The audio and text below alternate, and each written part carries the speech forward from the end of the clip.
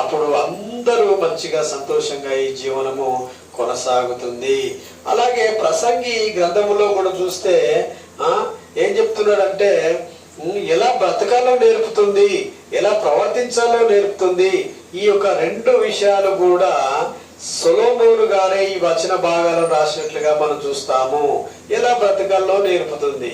చూడండి, ఎలా బ్రతకాలో నేర్పుతుంది అంటే ఈ రోజుకు మనము ఒక 500 గ్రాసము మనము గ్రోసరీ తెచ్చుకొని మనము బ్రతుకుతాం. మంచి బిర్యానీ తింటాము, మంచిగా ఉంటాము, అన్ని చేస్తాము, అన్ని కొంటాము, ఉంటాము.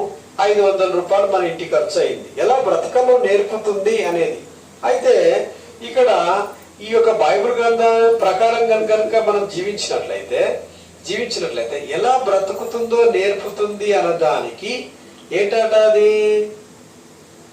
ఈ రోజు నువ్వు గ్రోసరీ తెచ్చుకున్నావు, సరుకులు తెచ్చుకున్నావు, ఇలా బ్రతికావు.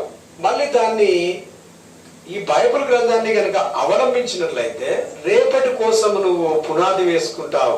రేపు కూడా ఇంకా కావాలి కదా సమానని ఒక పొదుపుగా ఒక మాదిరి జీవితాన్ని జీవించే ఆలోచనలు కలిగి ఉంటావు. ఇంకా అలాగనే